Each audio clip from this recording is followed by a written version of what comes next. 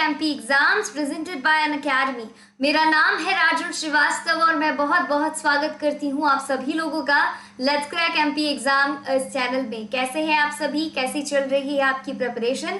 तो आप अभी तक परेशान होंगे कि साइंस की क्लास आखिर क्यों नहीं हो रही है। साइंस की क्लास ना होने का कारण ये है कि आपका बायोलॉजी जो है ऑलमोस्ट कवर हो चुका है। अब जो है नया महीना है, नई चीज़ें जो है हम लोग पढ़ना शुरू करेंगे। बायोलॉजी के 3 टॉपिक रह गए हैं जिसमें शामिल है इकोलॉजी, पॉल्यूशन और बैक्टीरिया वायरस। ये सारे टॉपिक बचे हुए हैं। हम लोग आज ही की क्लास में ये सारे के सारे टॉपिक कंप्लीट कर लेंगे। ओके और इसके बाद नेक्स्ट प्लान क्या होगा, तो कल से रोज शाम 5:30 बजे आप लोग मेरे साथ पढ़ेंगे हर दिन हर विषय। तो हम लोग बहुत सारे आपके सिलेबस में ऐसे टॉपिक होते हैं जो आपको ठीक से नहीं आते हैं, तो मेरी जिम्मेदारी है ये कि आपके सिलेबस से संबंधित रोज एक टॉपिक जो है, एक विषय का एक टॉपिक जो है वो मैं आपको तैयार करवाऊंगी और उससे रिलेटेड क्वेश्चंस भी आपको सेम क्लास में प्रैक्टिस कर पाऊंगी। तो आई होप आप ये चीज एंजॉय करेंगे, आपको काफी ज्यादा मजा आएगा। चीजें पढ़ेंगे, तुरंत आंसर देंगे तो काफी कुछ सीख पाएंगे। फिलहाल आज की बात करते हैं तो क्लास का जो टाइमिंग है उसमें भी चेंजेस आएंगे। 7:30 बजे साइंस की क्लास लगा करती थी, अब से नहीं होगी। अब से रोज शाम को 5 बजे आप हर दिन हर विषय पढ़ेंगे। 9 बजे जो है ईवीएस यानी पर्यावरण की क्लास होगी। ओके आप इसके अलावा अनअकैडमी लर्निंग ऐप इंस्टॉल कर लें क्योंकि यहाँ पर आपका कंप्लीट सिलेबस हो रहा है। और सबसे इम्पोर्टेंट बात है, यहाँ पर आपको एक्स्ट्रा 10% डिस्काउंट मिल रहा है। 10% डिस्काउंट मिल रहा है। ये आरजे लाइव कोड आप यूज करते हैं तो आपको अनअकैडमी के हर एक सब्सक्रिप्शन में 10% का डिस्काउंट है। ठीक है, यहाँ पर आपको टॉपिक वाइज कोर्सेस मिलेंगे, आपकी तैयारी करा पाएंगे। ओके आगे की बात करते हैं। स्पेशल क्लासेस अवेलेबल है आपके लिए और हम लोग बात करते हैं कि कितने का ये सब्सक्रिप्शन होता है। तो एमपीपीएससी एसआई का सब्सक्रिप्शन 8,400 रुपये जिसकी वैलिडिटी है 24 month. RJ live code apply करने के बाद 10% डिस्काउंट होगा और 7,560 रुपये का ये सब्सक्रिप्शन है which is very important for you. Okay ये सब्सक्रिप्शन लेने से तैयारी अच्छी हो पाएगी। चलिए स्टार्ट करते हैं हमारा टॉपिक और आज हम लोगों को पढ़ना है इकोलॉजी के बारे में, पारिस्थितिकी के बारे में। पारिस्थितिकी क्या होता है, इकोलॉजी क्या होता है, ये चीज हम लोग समझेंगे। तो आर यू गाइज रेडी? भले ही क्लास लाइव नहीं है पर सबको एक्टिव रहना है, उसी मजे से उसी एनर्जी से आपको क्लास को अटेंड करना है। आइए इकोलॉजी समझते हैं। तो पहली चीज तो पारिस्थितिकी यानी इकोलॉजी है क्या, आखिर ये होता क्या है। तो जो इकोलॉजी है ना, it is a study of inter relationship between living organism and environment. मतलब जो पारिस्थितिकी है वो जीवधारियों और उनके वातावरण के पारस्परिक संबंधों का अध्ययन ही होता है इकोलॉजी। जब भी हम क्या करते हैं, ऑर्गेनिज्म और प्लांट्स के बीच में, एनवायरमेंट के बीच में जो रिलेशन है उस रिलेशन का स्टडी करते हैं तो मतलब हम क्या स्टडी कर रहे हैं, हम लोग इकोलॉजी पढ़ रहे हैं, इसी संबंध को पढ़ रहे हैं, यानी हम लोग पारिस्थितिकी पढ़ रहे होते हैं। चलो एनवायरमेंट इंक्लूड बोथ बायोटिक और एबायोटिक फैक्टर। मतलब कि जो पर्यावरण है इसमें जैविक और अजैविक तथ्य दोनों होते हैं, बायोटिक और एबायोटिक फैक्टर दोनों ही फैक्टर प्रेजेंट होते हैं। इकोसिस्टम जो है वो और इकोलॉजिकल सिस्टम जो रहता है, ये वर्ड जो है सबसे पहले कौन लेकर आए थे, तो टेंसले। कौन लेकर आए थे? एक साइंटिस्ट लेकर आए थे जिनका नाम था टांसले। ओके तो पारिस्थितिकी तंत्र शब्द का सर्वप्रथम प्रयोग किसने करा था, तो पारिस्थितिकी शब्द का सबसे पहले प्रयोग जो है ये टांसले नाम के एक वैज्ञानिक थे, इन्होंने करा था। अगली बातें समझे। चलो कंपोनेंट क्या है, वे कौन से घटक हैं, पारिस्थितिकी के घटक क्या है, या फिर what are the component of ecosystem. Ecosystem के कंपोनेंट क्या है, लेट्स हैव अ लुक। तो देखिए इकोसिस्टम जो है अभी हमने जाना 2 पार्ट्स में डिवाइड होता है। क्या क्या, बायोटिक कंपोनेंट और एबायोटिक कंपोनेंट, जैविक तत्व और अजैविक तत्व। अब जो बायोटिक होते हैं यानी जो जैविक होते हैं इसमें क्या क्या आता है, इसमें आता है, देखो यहाँ पर प्रोड्यूसर आता है, क्या आता है? प्रोड्यूसर जो प्रोड्यूस कर रहा है, कंज्यूमर जो उसको कंज्यूम कर रहा है, और डिकम्पोजर जो उसका डिकम्पोजिशन कर रहा है। अब कंज्यूमर यानी कौन? वो चीज को ग्रहण कर रहे हैं, खा रहे हैं। तो कंज्यूमर भी 3 प्रकार के होते हैं, प्राइमरी कंज्यूमर, सेकेंडरी कंज्यूमर और टर्शरी कंज्यूमर।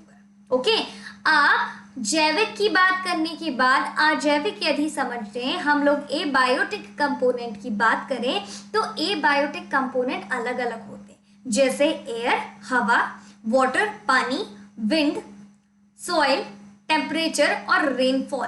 ये सभी क्या है? ये सभी है एबायोटिक कंपोनेंट, और इकोसिस्टम के बायोटिक में प्रोड्यूसर, कंज्यूमर और डिकम्पोजर आता है। चलो, तो सबसे पहले समझे, धीरे धीरे स्टार्ट करते हैं और बढ़ते हैं हम कि व्हाट आर बायोटिक कंपोनेंट, जैविक घटक क्या कहलाते हैं। क्या जैविक घटक क्या कहलाते हैं?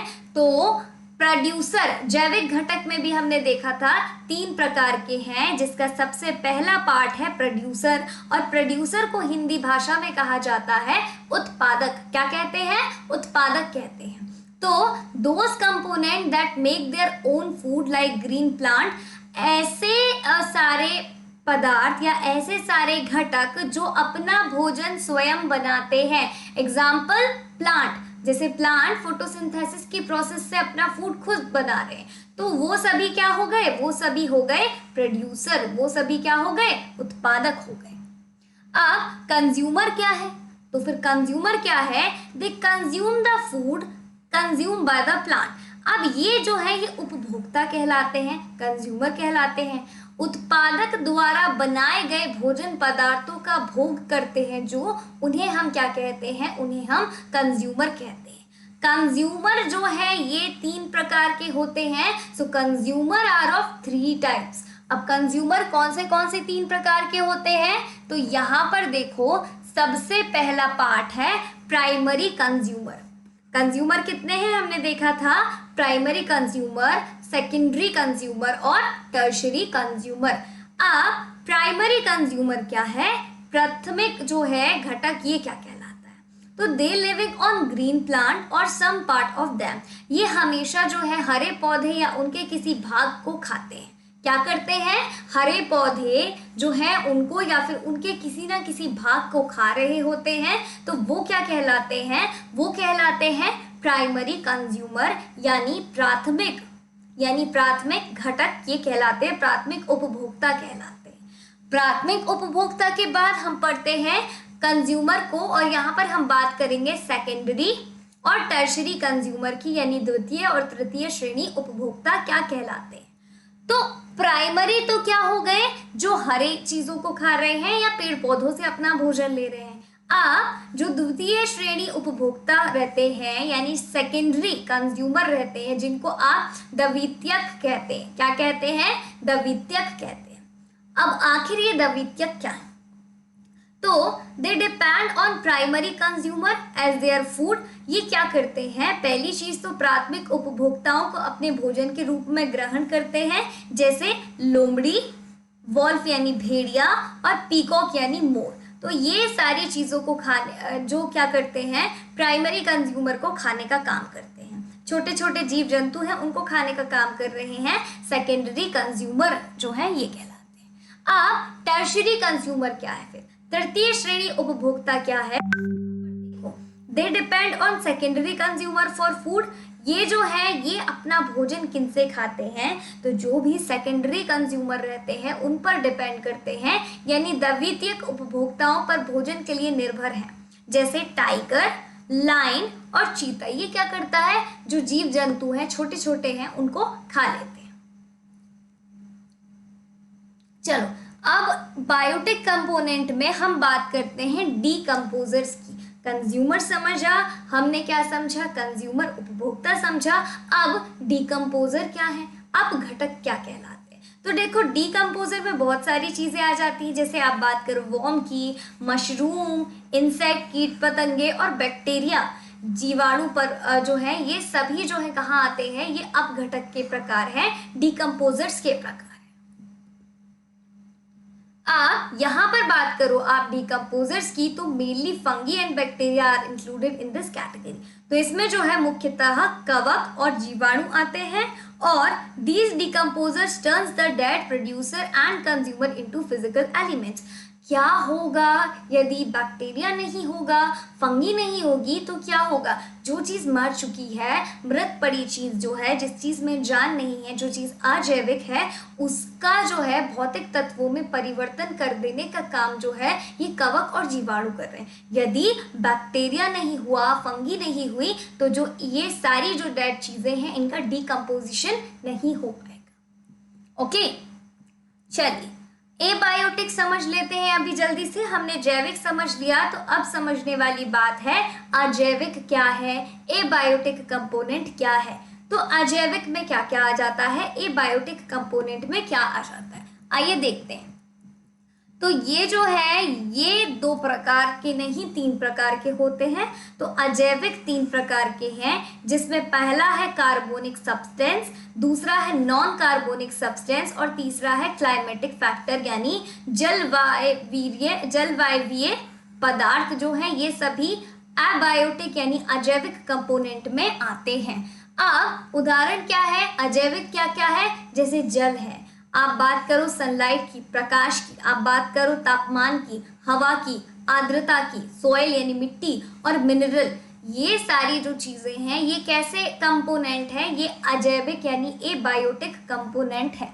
तो उदाहरण समझे थे, अब प्रकारों की बात कर लेते हैं। प्रकार में यहाँ ज्यादा परेशान नहीं होना है, यहाँ पर बिल्कुल सीधी बात करी थी कि अजैविक के कोई भी प्रकार नहीं होते, हवा, पानी, प्रकाश, ये सभी जो है अजैविक में आता है। फूड चेन क्या है, खाद्य श्रृंखला क्या है। इकोलॉजी में हमने क्या समझा था कि हर कोई जो है, सारे जो प्राणी हैं एक दूसरे पर निर्भर है, पर्यावरण पर निर्भर है, इंटरडिपेंडेंट है, वही तो इकोलॉजी था। तो जब भी बात इकोलॉजी की आती है, फूड चेन तो समझना बनता है। चलो, तो फूड चेन कुछ इस प्रकार है कि जैसे देखो यहाँ पर सबसे इजी बात समझ में आ रही है, जैसे ट्री है, एक पौधा है, पौधे से फल गिरे, एक पेड़ से फल गिरे, उस फल को किसने खाया, हिरन ने खाया, और आगे जाकर हिरन का शिकार किसने कर लिया, शेर ने कर लिया। तो ट्री क्या हो गया, ट्री हो गया प्राइमरी कंज्यूमर, सेकेंडरी कंज्यूमर हो गया, और लाइन क्या हो गया, ये टर्शरी कंज्यूमर हो गया। और उदाहरण देखें, जैसे बात करो आप फूलों की, तो फूलों पे कौन बैठी, तितलियां बैठी, तो फूलों से जो जितना भी रस है, पॉलन ग्रेन्स हैं, ये सारी चीजें जो हैं इनको किसने लिया, इनको तितलियों ने लिया। अब तितलियों को कौन खा गया भाई, जल्दी से, फ्रॉग ने ऐसे झपट झपट के पूरी तितलियां खा ली। अब कौन निकला शिकार पे, सांप निकला। तो सांप ने क्या करा, ये जो फ्रॉग है इसको सांप ने खा लिया। और चील जो है, ईगल देखी होगी, ईगल क्या करती है, हमेशा सांप, कीड़े इनको उठाकर ले जाती है, तो ये ईगल ने खा लिया। तो ये क्या है कि देखो, यदि फूल नहीं खिला होता तो तितली उसे नहीं खा पाती, तितली उसे नहीं खा पाती तो तितली जीवित नहीं रह पाती। अब तितली जीवित नहीं रह पाती तो फ्रॉग क्या खाता, फ्रॉग कमजोर पड़ जाता तो उसको सांप नहीं खा पाता, और सांप यदि जीवित नहीं होता तो ईगल उसको नहीं खा पाता। मतलब इनमें से कोई भी एक चीज नहीं रही तो बाकी की जो चीजें हैं उनको नुकसान पहुंचेगा। आप बात कर लो फ्लावर्स की, अब हम समुद्र की बात करते हैं। तो समुद्र में जो ये पेड़ पौधे निकलते हैं, फ्लावर्स निकलते हैं, इनको छोटी छोटी मछलियां खा लेती हैं।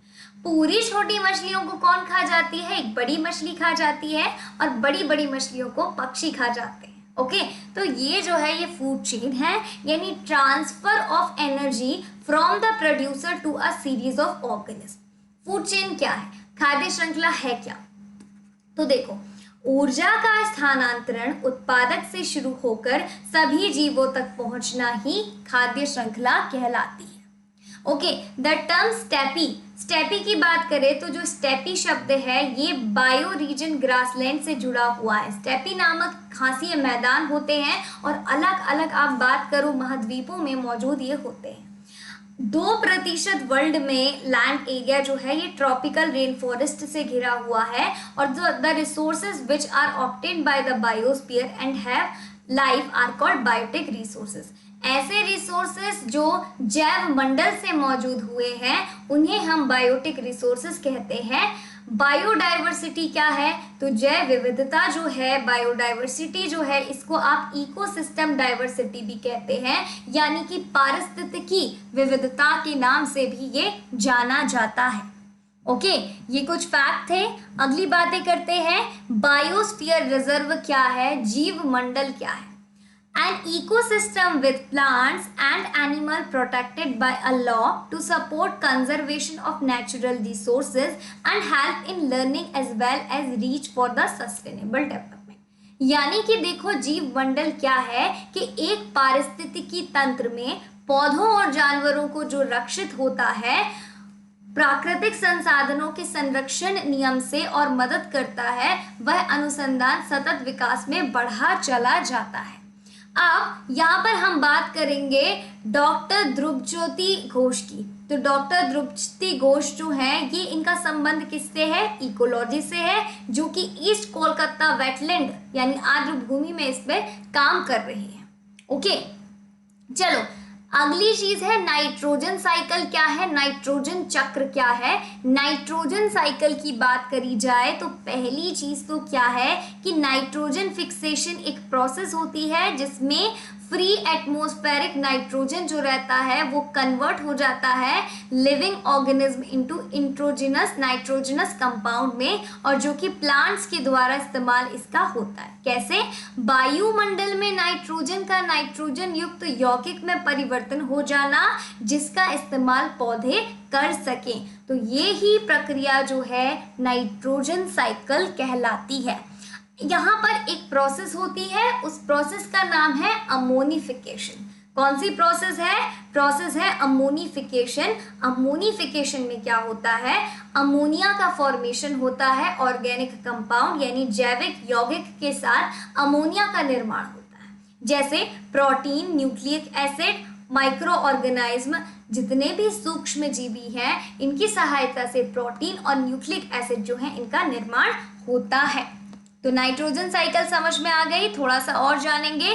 नाइट्रोजन साइकिल में एक प्रोसेस होती है, उस प्रोसेस का, उस प्रक्रिया का नाम क्या है? उस प्रोसेस का नाम है नाइट्रिफिकेशन। क्या नाम है? नाइट्रिफिकेशन। तो यहाँ पर क्या होगा? Ammonia is converted into nitrates and nitrites by nitrobacteria. Ammonia जो है ये कन्वर्ट होता है नाइट्राइट्स में, और नाइट्रेट जो है ये नाइट्रोबैक्टीरिया में परिवर्तित हो जाते हैं। यहाँ पर ही एक प्रोसेस है और उस प्रोसेस का नाम है डीनाइट्रिफिकेशन। अब डीनाइट्रिफिकेशन में क्या हो रहा है? Process of converting fixed nitrogen, ये क्या करता है? फिक्स्ड नाइट्रोजन को कन्वर्ट करता है लाइक नाइट्रेट्स। पढ़ लिया कि टाइप ऑफ कंज्यूमर्स कितने होते हैं, फूड चेन क्या होती है, नाइट्रोजन साइकिल क्या होती है, नाइट्रोजन साइकिल कैसे वर्क करती है, इसमें नाइट्रिफिकेशन और डीनाइट्रिफिकेशन क्या था। तो आई होप कि आपको वो वाला टॉपिक क्लियर होगा। इकोलॉजी आपको ठीक से समझ में आ गई होगी, पारिस्थितिकी आपको ठीक से समझ में आ गई होगी। चलो, तो अगली बात अब हम समझते हैं पॉल्यूशन के बारे में, प्रदूषण के बारे में। एक ऐसी समस्या जिससे भारत लगातार जूझ रहा है। न केवल भारत बल्कि पूरा विश्व इस प्रदूषण से परेशान है। तो हमारे विषय का एक और बहुत ही अहम मुद्दा है जो है प्रदूषण, पॉल्यूशन। आइए जानते हैं पॉल्यूशन के बारे में, प्रदूषण के बारे में। पॉल्यूशन की बात करी जाए, प्रदूषण की बात करी जाए, तो आखिर एक प्रदूषण होता क्या है? पॉल्यूशन क्या है? आपको कह तो दिया जाता है भाई पॉल्यूशन नहीं फैलाना है, सेफ्टी बरतनी है, साफ स्वच्छता रखनी है। तो ये पॉल्यूशन है क्या? Unwanted changes in the chemical and physical features, air, water, land that are dangerous to the human and other organism, their life conditions, individual process and cultural achievement are called pollution। क्या कहलाता है pollution? तो देखो, जब अनचाहे बदलाव आते हैं अलग अलग भौतिक और रासायनिक क्रियाओं के कारण, जिसमें हवा, पानी और स्थल यानी धरती जो है ये काफ़ी ज़्यादा खतरे में आ जाती हैं मनुष्य के कारण और दूसरे जीव जंतुओं के कारण। इनकी जो लाइफ कंडीशंस हैं और इंडिविजुअल प्रोसेस हैं, कल्चरल अचीवमेंट है, ये सभी जो है प्रदूषण का हिस्सा बनते हैं, पॉल्यूशन का हिस्सा ये बनते हैं। समझिए हिंदी में वायु, जल या भूमि के भौतिक, रासायनिक या जैविक गुणों में होने वाले ऐसे अनचाहे परिवर्तन जो मनुष्य एवं अन्य जीवधारियां उनके जीवन परिस्थितियों, औद्योगिक प्रक्रियाओं और सांस्कृतिक उपलब्धियों के लिए हानिकारक हो, वे सारी चीजें किसमें आती हैं? तो वे सारी चीजें प्रदूषण के अंतर्गत आती हैं, पॉल्यूशन के अंतर्गत आती हैं। पॉल्यूशन कितने तरीके के होते हैं? 3 तरीके के होते हैं, air pollution, water pollution, sound pollution. पर एक चौथा प्रकार भी है जिससे लोग काफी ज्यादा ग्रसित हैं, वो है मृदा प्रदूषण, सॉइल पॉल्यूशन।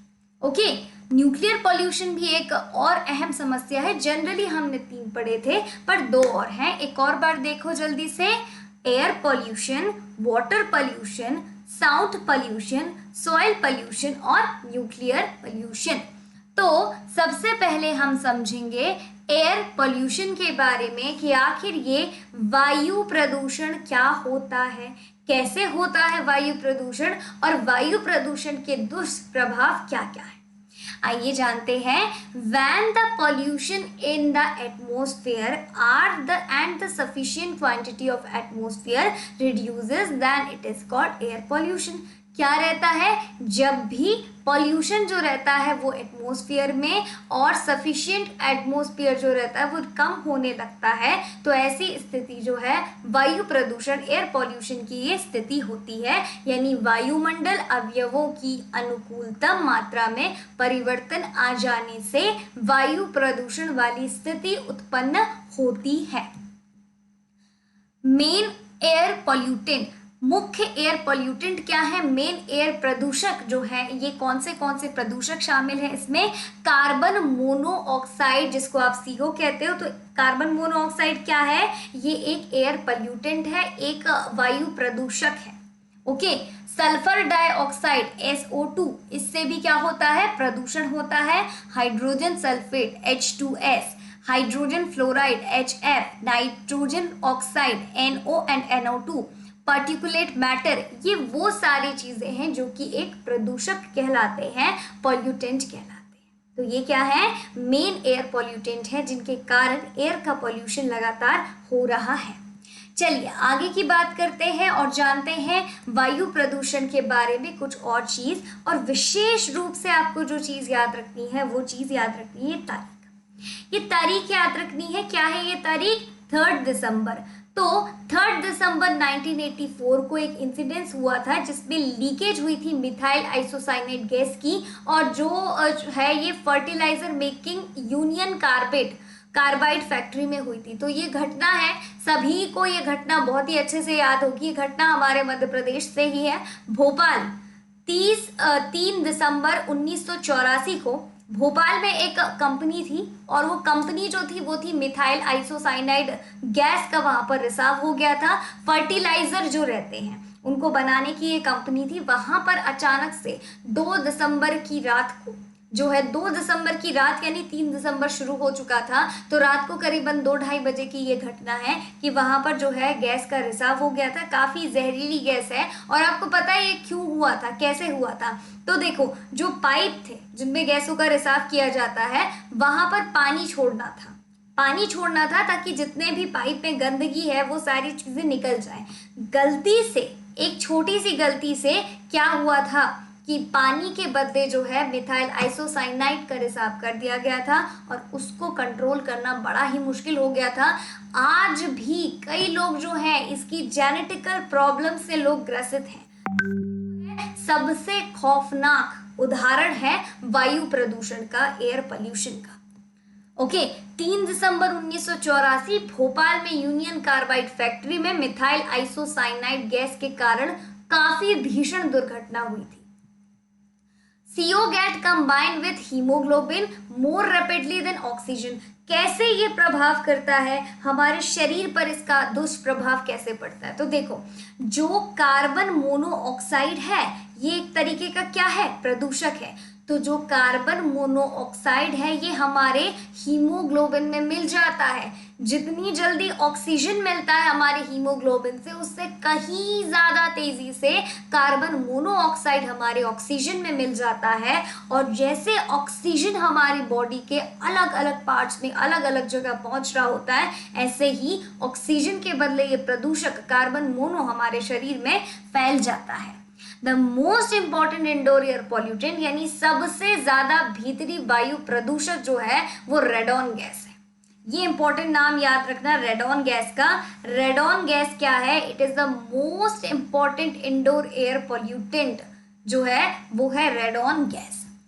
SO2 की बात करो आप तो सल्फर डाइऑक्साइड की बात करो, no react with water and form sulphuric and nitric acid. ये क्या करता है? ये SO2 जो रहता है रिएक्ट करता है वाटर के साथ और फॉर्मेशन करता है सल्फ्यूरिक एसिड का और नाइट्रिक एसिड का। ये जो एसिड रहते हैं ये अर्थ पर पहुंचते हैं किसकी सहायता से? रेन वाटर यानी बारिश की सहायता से ये मिल जाते हैं और इससे जो बारिश होती है उसको कहते हैं हम एसिड रेन या अम्लीय वर्षा। अब अम्ल वर्षा के साथ धरती पर अम्ल वर्षा के रूप में गिरते हैं और ये जो है सल्फर डाइऑक्साइड से सल्फ्यूरिक एसिड और नाइट्रिक एसिड जो है इनकी बारिश होती है। चलिए जी आगे बात करेंगे। अगली चीज हमको समझनी है वायु प्रदूषण की बात करने के बाद, अब क्योंकि बारिश की बात चल रही है तो यहाँ पर एक अहम समस्या है। ये अहम समस्या है जल प्रदूषण की, वाटर पोल्यूशन की। फर्स्ट थिंग, आखिर ये वाटर पोल्यूशन होता क्या है? What is water pollution? तो mixing of unwanted substance with water.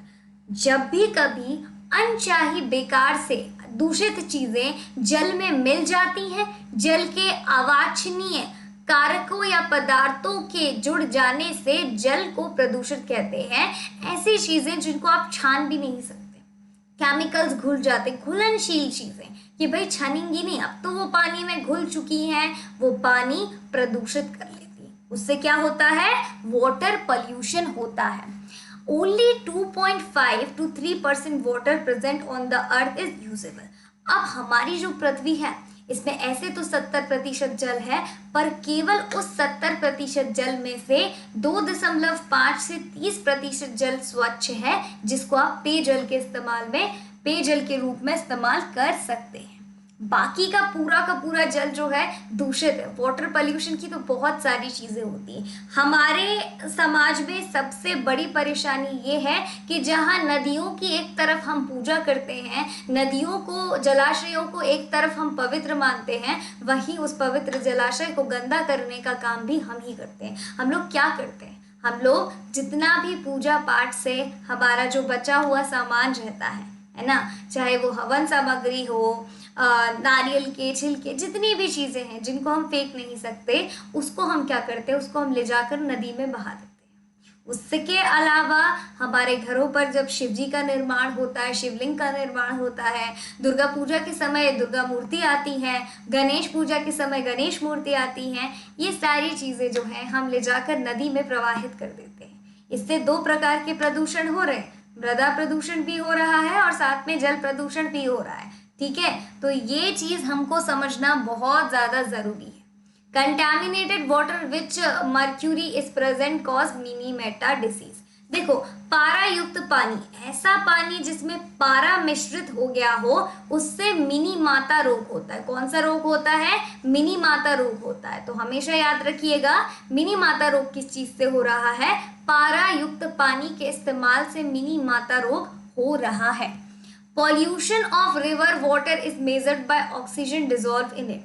अब किसी भी नदी का आप प्रदूषण कैसे नापोगे? तो उसमें घुलने वाली ऑक्सीजन की मात्रा से हमको पता चल जाएगा कि वो जो नदी है, नदी का पानी किस हद तक प्रदूषित है। और प्रदूषित नदी का अभी सबसे बड़ा उदाहरण है गंगा नदी और यमुना नदी। हाल ही में कुछ महीनों पहले की बात है कि गंगा नदी को कैंसर घोषित कर दिया गया था। ओके, ओजोन, क्लोरीन डाइऑक्साइड और क्लोरोमेन्स आर यूज्ड एज डिसइंफेक्टेड यानी निसंक्रमक वाटर की तरह जो है ओजोन, क्लोरीन डाइऑक्साइड और क्लोरोमिन्स का इस्तेमाल होता है। अगली बातें करते हैं, जल ही प्रदूषण में बात करते हैं हम लोग कि आखिर वाटर पॉल्यूटेंट क्या है। जिस प्रकार कार्बन मोनोऑक्साइड एयर पॉल्यूटेंट है, एयर वायु प्रदूषक है, इसी प्रकार वो कौन से तत्व हैं जो पानी को प्रदूषित करते हैं। तो प्रदूषक है सीवेज और वाटर वेस्ट। जितना भी सीवेज का पानी रहता है, फैक्ट्रियों का गंदा पानी रहता है, ये सभी जल को प्रदूषित करते हैं। इंडस्ट्री से आने वाला वेस्ट, ऑयल पॉल्यूशन और atmospheric deposition, radioactive waste material, underground storage leakage, marine dumping, ये सारे के सारे जो रीजन हैं, इनके कारण क्या होता है, वाटर जो है हमारा वो कैसा होता है, पल्यूटेड होता है, वाटर पल्यूटेड होता है। तो mainly due to mixing up of carbonate, sulphate of magnesium, potassium and ammonium, carbon monoxide, carbon dioxide and industrial remain water. तो ये ऐसे तत्व हैं, इन सारी चीज़ों के मिल जाने से आपका जो पानी है, जो वाटर है, ये कैसा हो जाता है, पल्यूटेड हो जाता है, दूषित हो जाता है। समझ में आ रहा होगा एवरीवन? बोर तो नहीं हो रहे हैं क्लास में? सारी चीज़ें क्लियर है ना? समझ पा रहे हैं ना आप? समझ पा रहे हैं ना सारी चीज़ें? ओके।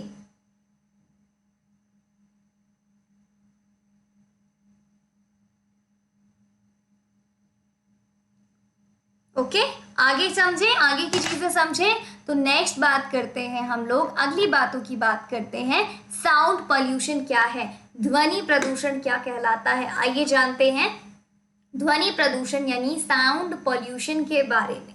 यहाँ पर क्या होता है, the unwanted and undesirable sound scattered in the atmosphere. क्या रहता है साउंड पॉल्यूशन? कोई गाना गाता है, हमको बहुत अच्छा लगता है, कोई चीखता है, हमको बड़ी इरिटेशन होती है ना। कोई गाना गाता है तो हम बोलते हैं प्लीज सिंग अ सॉन्ग, पर वही कोई चीखता है हम बोलते हैं डोंट मेक अ नॉइस, कि भाई शोर मत करो।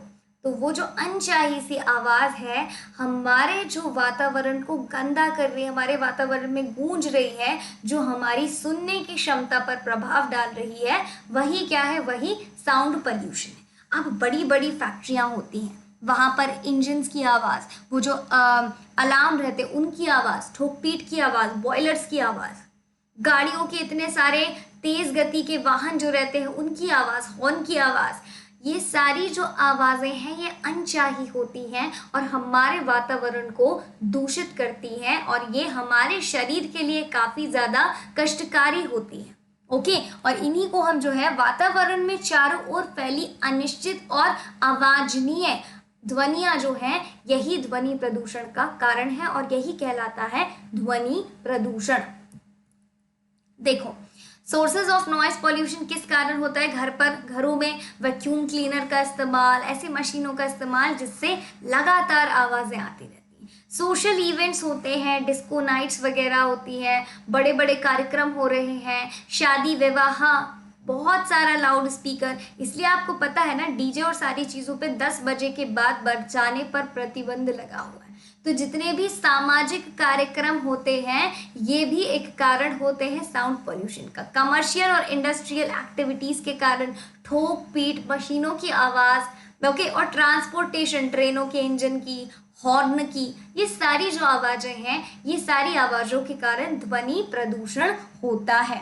ओके, इनके कारण क्या होता है, यदि नॉइस पॉल्यूशन हो रहा है, साउंड पॉल्यूशन हो रहा है, इसके इफेक्ट क्या है। पहली चीज़ तो चिड़चिड़ छूटती है, इरिटेशन होती है, नर्वसनेस होती है। कई एकदम जिनका हार्ट कमज़ोर रहता है वो एकदम से घबरा जाते हैं इतनी आवाज़ सुनने से। इंक्रीज्ड स्ट्रेस जो है, दिमाग में स्ट्रेस इससे बढ़ रहा होता है।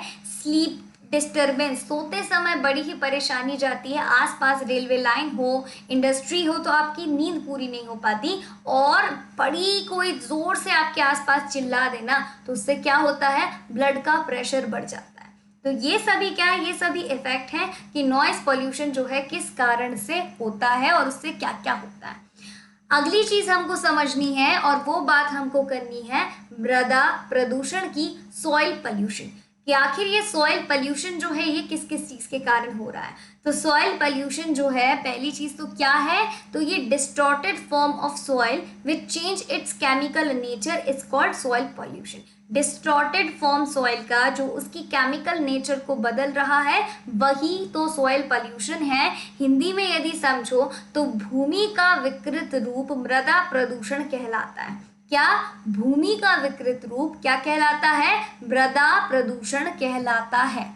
ठीक है, अब क्यों होता है मृदा प्रदूषण? तो पहली चीज अम्ल वर्षा जो होती है, एसिड रेन जो होती है, उसके कारण मृदा प्रदूषण होता है। वाटर फ्रॉम माइंस, खदानों से जो पानी आता है उसके कारण भी मृदा प्रदूषण हो रहा है।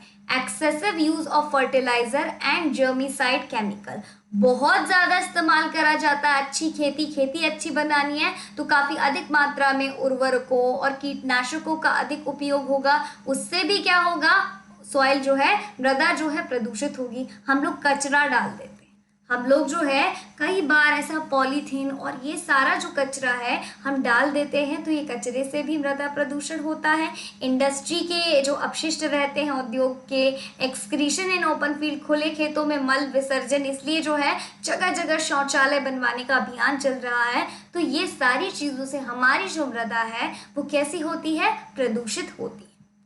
चलिए, अगला जो टाइप है पॉल्यूशन का, जो एक और प्रकार है वो क्या है? वो है न्यूक्लियर पॉल्यूशन यानी नाभिकीय प्रदूषण।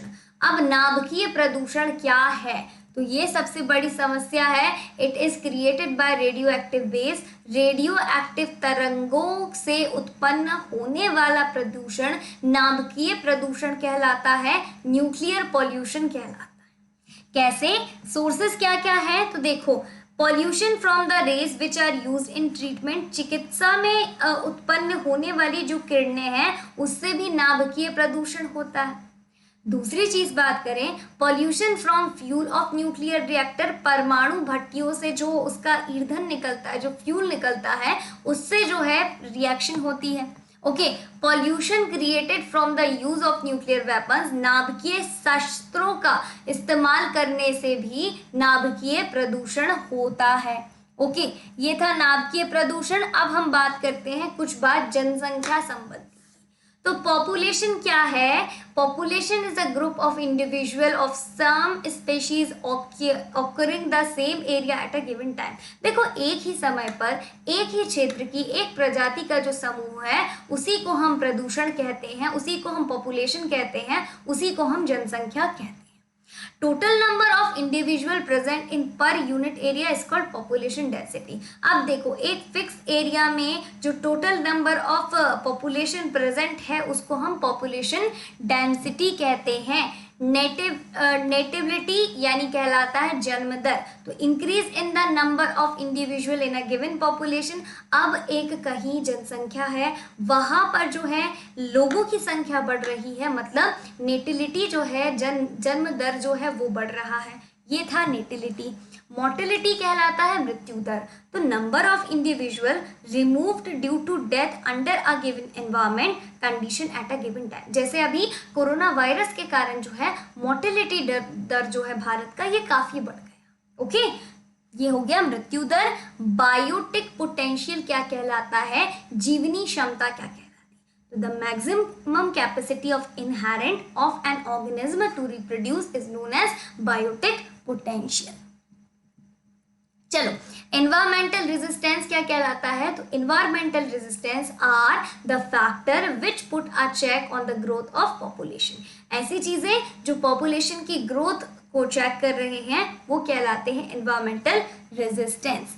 If birth rate is equal to death rate, यदि जो है मृत्यु दर जो है वो जन्म दर के बराबर है तो पॉपुलेशन जो है वो जीरो हो जाएगी, which is called demographic transition. और इसी को कहा जाता है क्या? डेमोग्राफिक ट्रांजिशन कहा जाता है। ओके, जल प्रदूषण, म्यूचुअल, आप बात करो पारस्परिक सिद्धांत की कि म्यूचुअलिज्म क्या है? तो functional association between two different species in which both species are benefited, that is known as mutualism. इसको क्या कहते हैं? म्यूचुअलिज्म कहते हैं, जिसमें दोनों ही तरीके की जो प्रजाति है उनको फायदा हो रहा है, यही होता है म्यूचुअलिज्म। कॉमनलिज्म क्या है? तो परिजीविता, association between individual of two different species in which one species is benefited and another is neither benefited nor affected. क्या होता है इसमें? परजीविता में क्या होता है? तो ये जो है ये ऐसे लोगों से जुड़े हुए हैं जो समान प्रजाति के नहीं बल्कि अलग अलग प्रजाति के हैं, जिसमें से एक जो प्रजाति है उसको लाभ मिल रहा है और दूसरे वाले को ना ही लाभ मिल रहा है और ना ही नुकसान हो रहा है। इसको हम कहेंगे परजीविता, कमनलिज्म। ओके, पॉपुलेशन एक्सप्लोजन क्या है? फिर जनसंख्या विस्फोट क्या है? तो the dramatic increase in population over a short period of time. एक शॉर्ट पीरियड ऑफ टाइम में, काफी कम समय अवधि में बहुत सारी जनसंख्या का अचानक से बढ़ जाना, विस्फोट हो जाना ही कहलाता है पॉपुलेशन विस्फोट, पॉपुलेशन एक्सप्लोजन। दो टॉपिक जो है आज के दिन के कवर हो चुके हैं। दैट इज फर्स्ट हमने जो है इकोलॉजी समझ लिया, पारिस्थितिकी के बारे में समझ लिया, फिर हमने पॉल्यूशन यानी प्रदूषण के बारे में समझ चुके हैं। अगला टॉपिक जो है वो है हमारा वायरस एंड बैक्टीरियाज के बारे में। सबसे इम्पोर्टेंट, कोरोना भी एक वायरस है ना, तो अब हम लोग समझेंगे वायरस एंड बैक्टीरिया के बारे में, विषाणु व जीवाणु के बारे में समझते हैं। चलो तो देखिए, बिना ज्यादा देर करे शुरू करते हैं, जानने की कोशिश करते हैं वायरस क्या है, बैक्टीरिया क्या है और ये सारी कैटेगरी जो है कैसे काम करते हैं। चलिए, तो सबसे पहले बात करते हैं हम वायरस की। वायरस का मतलब होता है हिंदी में, वायरस जो है ये क्या कहलाते हैं? विषाणु कहलाते हैं। तो during the test of mosaic disease in the tobacco, तंबाकू के मोज़ेक रोग की खोज के समय रशियन साइंटिस्ट थे एक, जिनका नाम था इवानोव्स्की। क्या नाम था? इवानोव्स्की नाम था इनका। रूसी वैज्ञानिक थे ये, और इन्होंने जो है वायरस की खोज करी, विषाणु की खोज करी 1892 में, 1892 में। तो हमको क्या याद रखना है कि जब मोज़ेक डिसीज की खोज हो रही थी टोबैको में, तंबाकू में मोज़ेक रोग की खोज हो रही थी, तो उस समय रशिया के एक साइंटिस्ट थे इवानोव्स्की। इन्होंने जो है वायरस की खोज की थी। वो साल कौन सा था, वो ईयर कौन सा था? तो वो ईयर था 1892। 1892 में खोज हुई। एक थे डॉक्टर स्टैनली। कौन थे? डॉक्टर स्टैनली हुआ करते थे। इन्होंने सबसे पहले आइसोलेट करा वायरस कॉजिंग मोज़ेक डिसीज को इन द टोबैको में in the form of crystal. इन्होंने सबसे पहले वो चीज़ को अलग करा, जो वायरस था ये क्रिस्टल के फॉर्म में आया और ये जो है टोबैको में, तंबाकू में मोज़ेक रोग को फैला रहा था। In nature there are ultra microscope particle. यदि आप बात करो कि ये वायरस आखिर होते क्या हैं, तो डॉक्टर स्टैनली ने ये पाया कि ये बहुत ही ज़्यादा अल्ट्रा माइक्रोस्कोपिक पार्टिकल निकले। मतलब कि अति सूक्ष्म जो चीज़ें होती हैं, जो जीवधारी होते हैं, उनको हम क्या कहते हैं? उनको हम वायरस कहते हैं, उनको हम विषाणु कहते हैं। स्टडी ऑफ वायरस क्या है? अब यदि मैं वायरस का अध्ययन कर रही हूँ, यदि मैं स्टडी कर रही हूँ वायरस चीज़ की, तो मतलब मैं वायरोलॉजी कर रही हूँ। वायरोलॉजी, वायरोलॉजी क्या है? Study of virus is known as virology. जैसे एक वायरस कंप्यूटर को खराब करता है, वैसे ही एक वायरस हमारी बॉडी को भी बहुत ज़्यादा इफेक्ट पहुंचाता है। चलो, it is the connecting link between living and non living because it has both the character of living and non living. यानी आप बात करो एक वायरस की, तो वायरस में दोनों ही गुण होते हैं। ये सजीव और निर्जीव के बीच में कड़ी है, और इसमें सजीव के भी गुण होते हैं और निर्जीव दोनों के क्या होते हैं? वायरस में गुण हुआ करते हैं। वायरस समझ लिया हो तो अगली बात करते हैं वायरस के प्रकारों की, कि आखिर ये जो विषाणु हैं ये कितने प्रकार के होते हैं। उदाहरण आपके सामने HIV वायरस है, hepatitis B, Ebola virus, adeno virus, influenza virus, bacteriophage virus, और अभी हमारे सामने एक नया वायरस आया है जिसका नाम है कोरोना वायरस। तो वायरस की बात कर रहे थे हम, तो पहली चीज हम बात करेंगे प्लांट में होने वाले वायरस, जिनको आप प्लांट वायरस कहते हो। RNA is present as it is nucleic acid. Nucleic अम्ल में जो है RNA में मौजूद होता है। एनिमल वायरस कहाँ होते हैं? तो DNA और सम टाइम RNA में फाउंड होते हैं। ओके, और जो बैक्टीरियोफेज रहते हैं, जीवाणु भोजी रहते हैं, they depend only on bacteria, ये केवल जीवाणुओं पर आश्रित होते हैं। They kill the bacteria, DNA is found in them, और ये क्या करते हैं, जो बैक्टीरिया रहता है उसको मारने का काम करते हैं। उदाहरण सबसे बड़ा है T2 फेज और TMH इसका उदाहरण है। क्या है उदाहरण? T2 फेज और TMH इसका उदाहरण है, TMV इसका उदाहरण है। चलो रेट्रोवायरस क्या है? तो ऐसे वायरस जिसमें RNA तो होता है जेनेटिक मटेरियल की तरह, ठीक है, अनुवांशिक पदार्थ के रूप में RNA राइबोऑक्सीन्यूक्लिक एसिड जो है ये मौजूद होता है। इनको हम क्या कहते हैं? रेट्रोवायरस कहते हैं। रेट्रोवायरस समझने के बाद अगला वायरस देखेंगे और वो है वायरस की क्या कैरेक्टरिस्टिक होते हैं, एक विषाणु जो होता है वो होता कैसा है, कैरेक्टरिस्टिक देखें। चलो, तो they become active inside a living cell, ये क्या करते हैं, ये जीवित कोशिकाओं में पहुंचते ही बहुत ज्यादा सक्रिय हो जाते हैं। यानी कोरोना वायरस भी है, उसका असर शरीर के बाहर कम रहेगा, लेकिन जैसे ही ये हमारे शरीर के भीतर प्रवेश करेगा, कोशिकाओं के भीतर प्रवेश करेगा, तो ये बहुत ज्यादा सक्रिय हो जाएगा और इससे कई बार जो है जान की हानि हो जाती है। Nucleic acid replicate themselves and they reduce rapidly, nucleic अम्ल जो है ये द्विगुणन होता है, क्या करता है इससे, न्यूक्लिक एसिड जो रहता है वो रिप्रोड्यूस करने लगते हैं और न्यूक्लिक एसिड रेप्लिकेट करता है। They cause disease like bacteria and fungi, ये अलग अलग रोग करते हैं, बैक्टीरियल डिसीजेस और फंगल डिसीजेस जो हैं, ऐसे सारे डिसीजेस को क्रिएट करने का काम वायरस का रहता है। ओके, चलो अगली बातें समझते हैं और वायरस में बात करते हैं हम HIV की। Often change its shape due to the presence of enzyme reverse transcriptase. तो क्या रहता है, HIV वायरस जो रहता है ये अपना शेप बदल लेता है। क्यों बदल लेता है? क्योंकि यहाँ पर एंजाइम्स मौजूद होते हैं। ओके, अब एबोला एक वायरस है। क्या है? एबोला नाम का भी एक वायरस है जो कि एबोला फीवर, एबोला बुखार को लेकर आता है। Fruit bats are the natural host of this virus. First outbreak in West Africa, सबसे पहले एबोला वायरस जो है वेस्ट अफ्रीका, दक्षिणी अफ्रीका में फैलना शुरू हुआ था। एबोला एक विषाणु है और सबसे ज्यादा सबसे पहले पश्चिम अफ्रीका में ये रोग आया था। चलिए, in man virus causes disease like mumps, चकते, chicken pox, hepatitis, polio, AIDS और हर्पीस। और अब सबसे खतरनाक है कोरोना वायरस, जिसमें खांसी आने से थोड़ी देर के बाद धीरे धीरे वो शरीर में फैलकर जान हानि पहुंचाता है।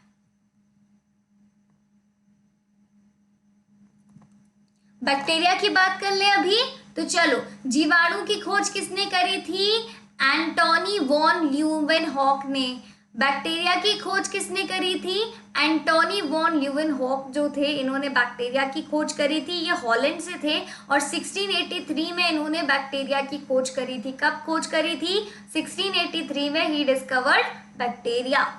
ओके, इन द ईयर 1829 में जो है एरनबर्ग जो आए और एरनबर्ग ने क्या करा, एरनबर्ग ने जो जीवाणु खोजा गया था उस जीवाणु का नाम इन्होंने बैक्टीरिया रखा। तो बैक्टीरिया की खोज भले ही ल्यूवेनहॉक ने करी हो, लेकिन एरनबर्ग ने जो है बैक्टीरिया को नाम बैक्टीरिया दिया है 1829 में।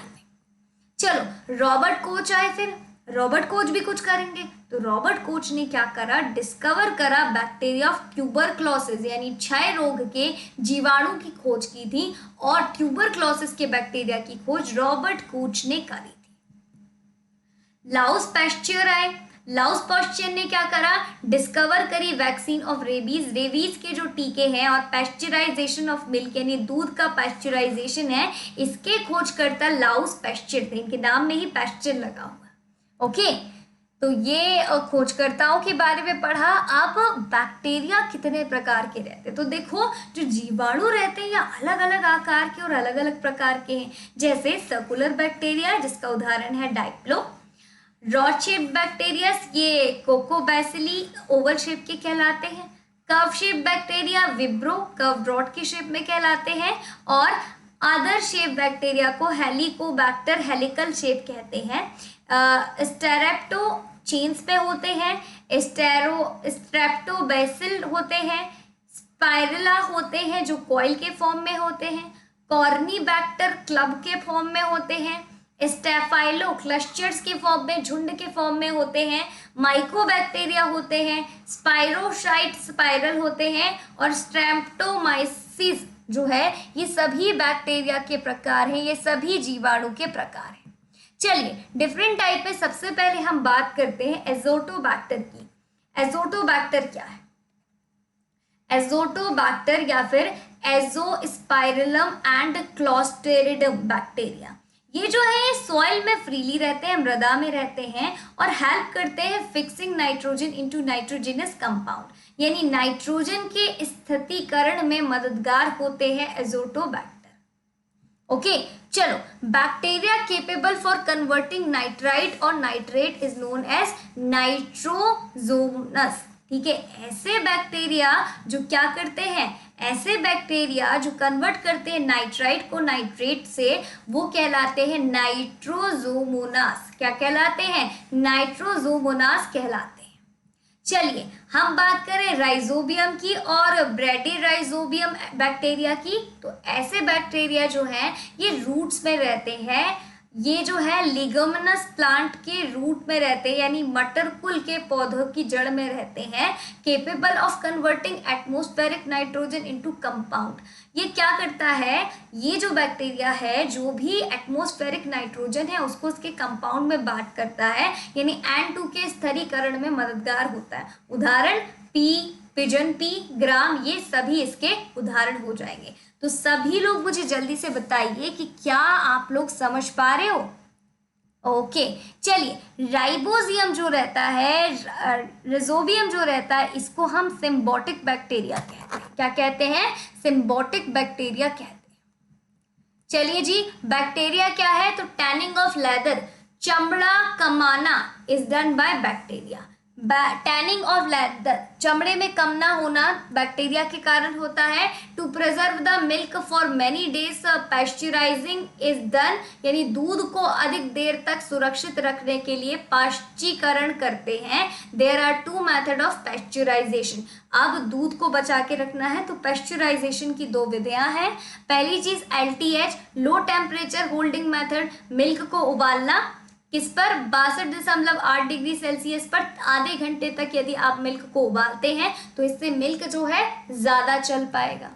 दूसरी चीज है HTS, high temperature short time method, milk is boiled at 71.7 degree Celsius और 15 सेकेंड्स के लिए आप जो है यहाँ पर दूध को उबाल दो, और 15 सेकेंड्स नहीं, यहाँ पर मिनट आना चाहिए, तो 15 मिनट में आप दूध को उबाल दो, तो इससे भी जो दूध है कई हद तक बचा आता है।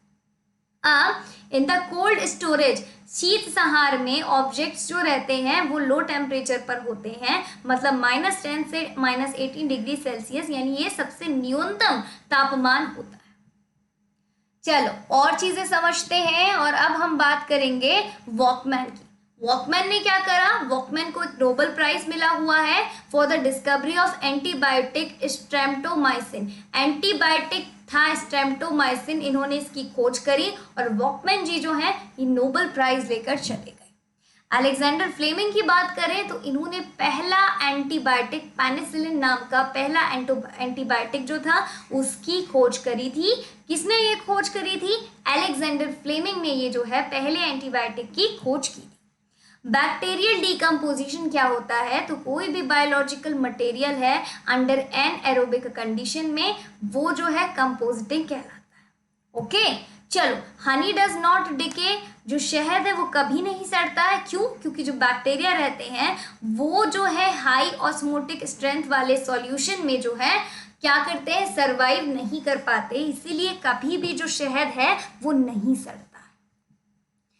अब आप बात करोगे फर्मेंटेशन की, तो फर्मेंटेशन, प्रोडक्शन और vaccine, cleaning of oil spills and producing other bioactive molecule uses bacteria. तो ये सारी जो चीजें हैं इनमें बैक्टीरियाज का इस्तेमाल होता है।